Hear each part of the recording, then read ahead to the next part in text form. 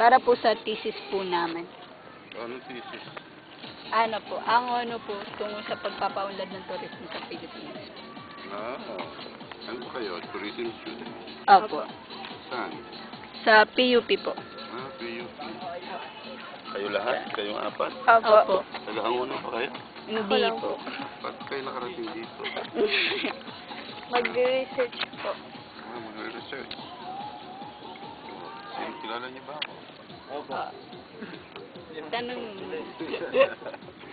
Ito mga mag-i-interview daw eh. Sige. Pwede po makuha po yung pangalan.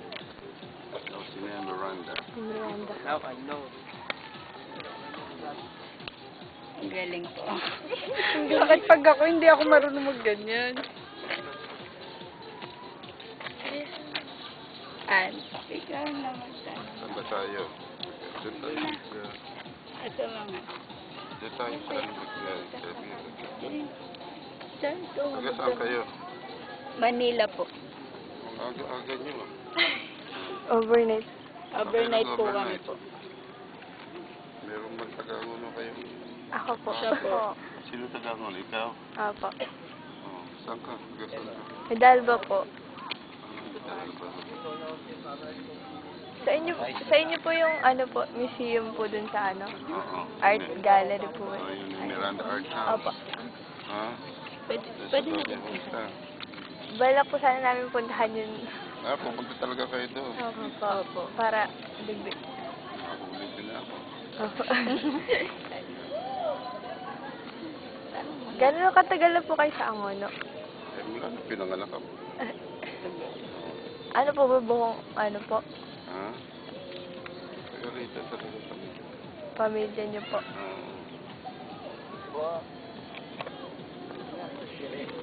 Ano po ba? Lahat po ba kayo kilala sa pag ganyan po? Oo. Ito nakilala ang pamilya ko. At ng anak ko. Napuntahan mo na ba yung gallery ko? Hindi pa po.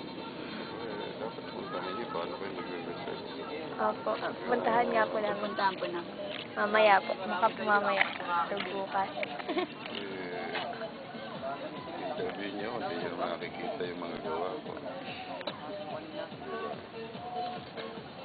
Ilang taon na po kayo?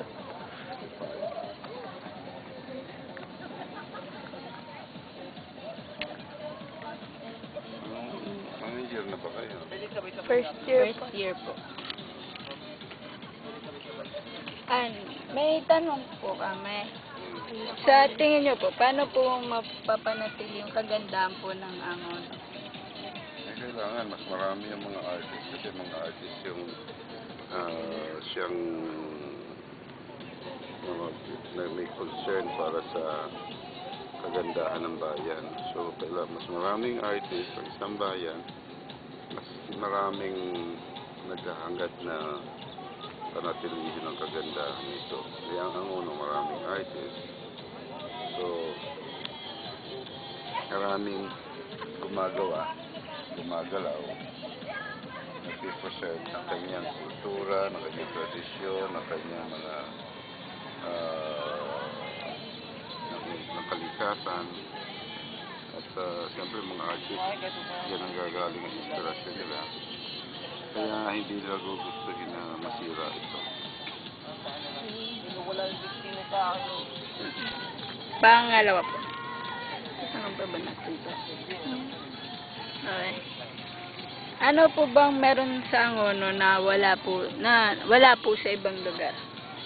Well, lahat naman ng bayan mayroong mga masasabing mga artists or creative people, pero iba yung kakanyahan ng bayan ng Angono. Kasi dito maliit na bayan siya, pero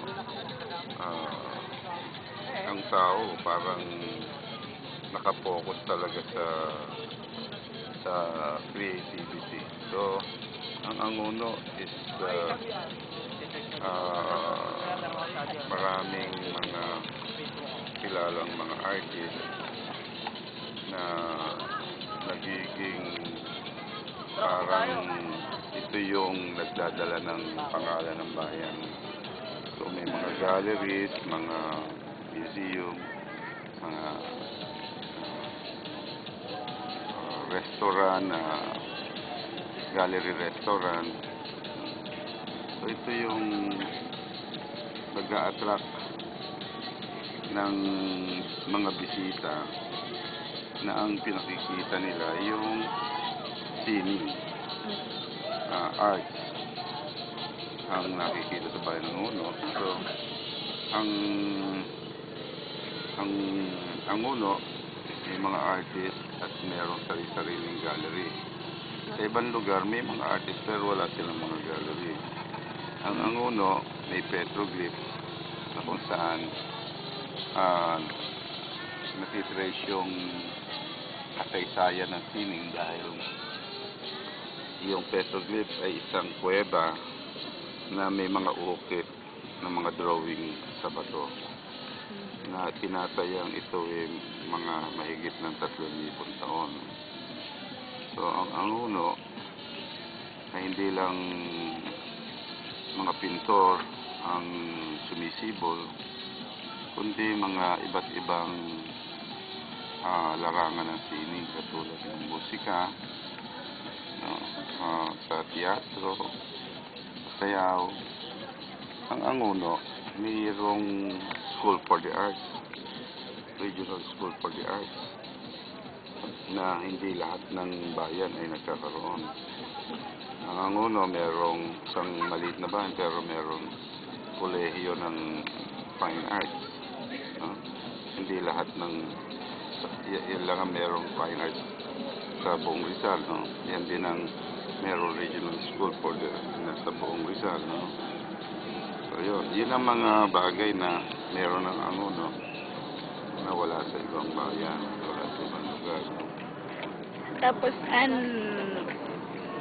Ano po, last ano po, sa tingin niyo po ba mayahanay po yung Uno sa ibang lugar, sa ibang bansa? Well, sa ibang bansa merong tinatawag na puntahan ko yung Bali, kung saan ay tinatawag din Artist Village. Meron din ang Paris na sinasabing Art Capital of the World. Talaga namang napakaganda ng Paris. Sa ibang European countries, palaging ang bumubuhay sa turismo, mga artist. Pag nagpunta ka sa park, hindi mawawala yung mga visual artist. May pinta, nag-portrait, mga performing artist, nagsasayaw, tumutugtog. So ito yung nagiging sentro na kung saan ang flock of tourists doon nagpupunta sa park na yun. Dahil direkta nilang na kikita ang mga artist na nagpe-perform. Visual artist, dancer, musicians, performing arts. Nasa street lang sila at perform, nabubuhay lang sila sa ganun. Lalagay ka lang ng mga coins, pero okay na sa kanila yon. Pero makikita mo buhay ang turismo sa kanila because of the artist. Now sa Angono, hindi man siya maitutulad sa development ng sining at established country. Pero masasabi ang Angono is in its way to that, papunta doon sa status na yun. Kasi ang Pilipinas naman, third world country tayo, mahirap.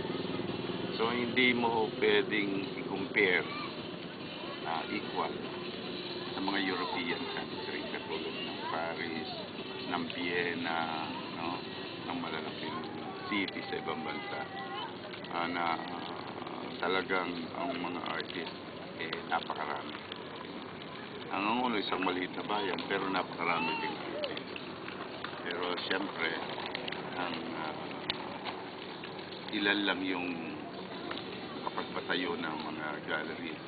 Sa akin, Emerald Art House, yung Blanco Museum, Jamson's Gallery, merong Street Gallery, Angono, meron 2 national artist ng bayan ng Bali, 3 pa.